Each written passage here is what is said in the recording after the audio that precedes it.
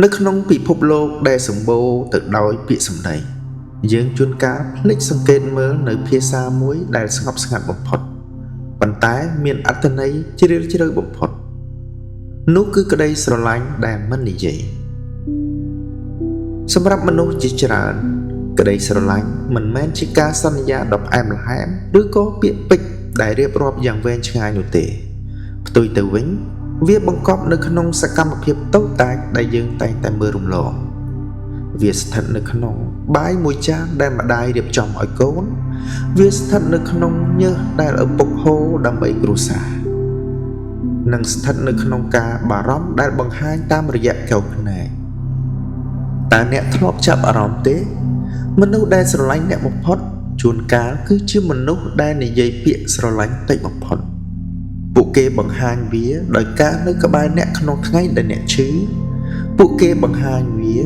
ដោយការលះបង់ក្តីសុខផ្ទាល់ខ្លួនដើម្បីឲ្យអ្នកមានអនាគតល្អក្តីស្រឡាញ់ប្រភេទនេះមិនត្រូវការទាមទារការចាប់អារម្មណ៍នោះទេ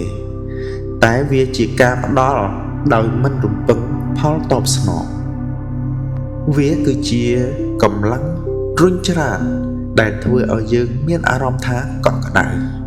ទោះបីជាស្ថិតក្នុងរដូវរងាត្រជាក់យ៉ាងណាក៏ដោយវាគឺជាខ្សែចំណងដែលមើលមិនឃើញតែរឹងមាំជាងដែកថែបទៅទៀតការយល់ពីក្តីស្រឡាញ់ដែលមិននិយាយ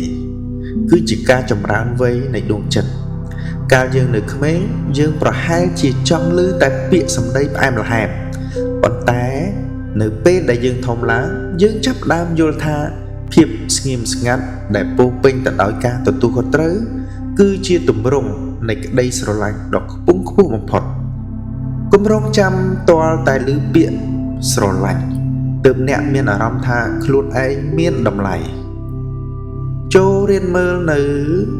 ការលះបង់ដែលគេបានធ្វើដើម្បីអ្នកចូលរៀនឲ្យតម្លៃនៅវត្តមានរបស់មនុស្សដែលតែងតែនៅទីនោះសម្រាប់អ្នកទោះបីជាពួកគេមិនសូវពូកែនិយាយក៏ដោយថ្ងៃនេះចូលចំណាយពេលសង្កេតមើលមនុស្សជុំវិញខ្លួនអ្នកតើអ្នកណាខ្លះដែលកំពុងស្រឡាញ់អ្នកតាមរយៈសកម្មភាពហើយតើអ្នកបានបង្ហាញក្តីស្រឡាញ់ទៅកាន់ពួកគេវិញហើយឬនៅក្តីស្រឡាញ់មិនមែនគ្រាន់តែជាអារម្មណ៍នោះទេតែវាគឺជាសកម្មភាពនេះគឺជាកំណត់ហេតុការស្លាចូលរក្សាក្តីស្រឡាញ់ដែលអ្នកមិននិយាយនេះ